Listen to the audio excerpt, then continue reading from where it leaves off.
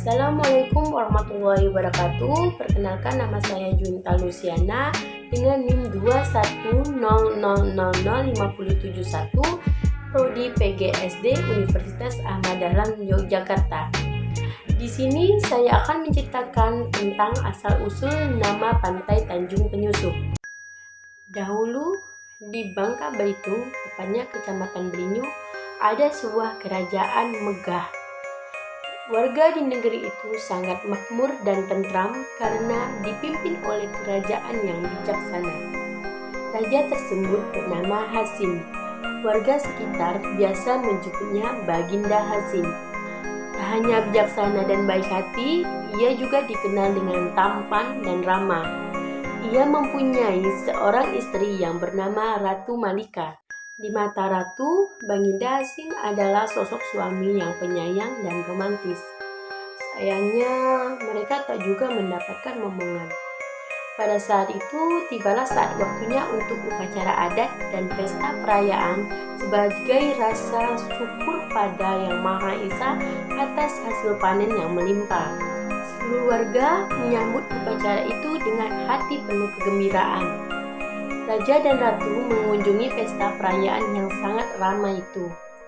Di sepanjang jalan, Raja dan Ratu tersenyum pada warga yang menyapanya. Dan Ratu terus berjalan keliling melihat pesta upacara tersebut.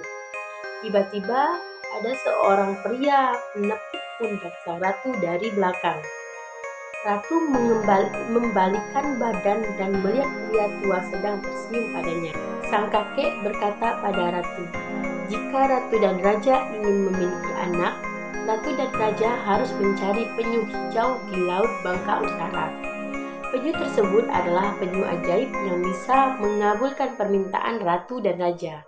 Setelah berhari-hari berpikir, akhirnya Baginda Hasim mengambil keputusan bahwa akan mencari penyu hijau di pantai utara Bangka.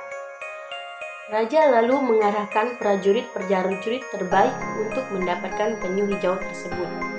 2 hari kemudian, para prajurit berhasil menemukan seekor penyu hijau. Penyu hijau pun dibawa ke istana dan diberikan kepada Ratu. Penyu hijau berpesan kepada sang Raja dan Ratu, jika kelak doa sang Raja dan Ratu terkabul dan sang anak sudah lahir, mohon untuk menyerahkan kalung permata untuk putrinya dan didiklah yang menjadi anak yang berbudi luhur. Tak lama kemudian, dalam hitungan detik, muncullah cahaya putih mengitari tubuh penyu tersebut. Tak lama setelahnya, hewan ajaib itu tiba-tiba menghilang tanpa satupun yang tahu keberadaannya. Waktu demi waktu berlalu, kabar baik yang telah ditunggu akhirnya tiba. Ratu Malika telah mengandung. Tak hanya Raja dan Ratu yang senang, seluruh warga pun ikut bahagia atas berita kehamilan sang Ratu. Para warga mendoakan bayinya agar senantiasa sehat. Selama masa kehamilannya, Baginda Hasim sangat menjaga istrinya. Ia selalu menemani kemanapun istrinya pergi. Hari berganti hari, bulan berganti bulan, waktunya yang ditunggu-tunggu telah tiba, yakni kelahiran si kecil. Baginda Hasim menggendong putri dan cepat-cepat menengok ke istrinya. Sang Ratu tampak lelah, tetapi senyum manis tetap menghiasi wajahnya. Setelah itu, Ratu melepas kalung permata dan mengalungkan ke leher putrinya. Tak terasa, Putri Komalah telah tumbuh menjadi gadis dewasa yang cantik jelita. Sayangnya, wajah yang cantik dan anggun tak sepadan dengan kelakuannya. Tak sesuai harapan dan doa yang waktu lahir, kini ia tumbuh menjadi putri yang tabiatnya buruk. Putri Komalah tidak bisa menemukan selendang kesayangannya. Lalu ia membuat seisi istana heboh. Begitupun setiap harinya, jika keinginannya tak tersedia, maka ia akan berteriak semaunya. Waktu pun terus berjalan dengan cepat. Pada suatu malam di mana bulan bersinar begitu cerah, Putri Komalah bermimpi yang sangat aneh. Ia bermimpi sedang berenang di tengah lautan yang biru. Lalu dalam mimpinya ia melihat seekor penyu hijau yang sedang berenang tak jauh dari posisinya. Yang hijau terang membuat putri penasaran. Dalam mimpinya, ia berusaha mendekati penyu hijau tersebut, akan tetapi tak pernah berhasil. Lalu ia tenggelam dan membuatnya terbangun. Badannya basah keringat, nafasnya terengah-engah seperti benar-benar tenggelam. Keesokan harinya, Putri Komala meminta izin kepada sang raja agar diizinkan untuk memelihara penyu hijau. Karena raja sangat menyayangi putrinya, ia mengabulkan permintaan sang putri. Pergilah Putri Komala, sang raja dan ratu beserta rombongannya ke Laut Bangka. Putri Komala tampak senang, akan tetapi raja dan ratu merasa sangat khawatir. Sesampainya di sana, prajurit bergegas mencari penyu tersebut. Sore pun tiba, langit mulai gelap. Para prajurit merasa lelah dan beristirahat. Salah satu prajurit menghadap raja untuk memberitahu bahwa mereka tidak menemukan penyu tersebut. Akan tetapi, pembicaraan tersebut didengarkan oleh sang Putri Komala. Mendengar perkataan tersebut, Putri Komala naik pitam.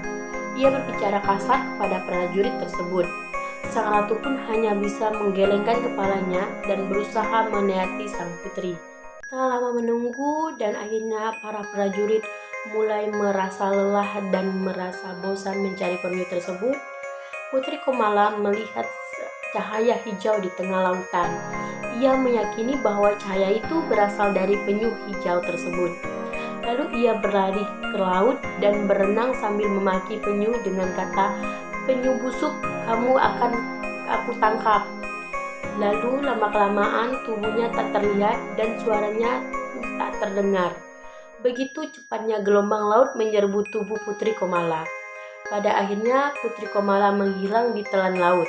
Tak ada hentinya raja dan ratu menangis meratapi kepergian sang anak.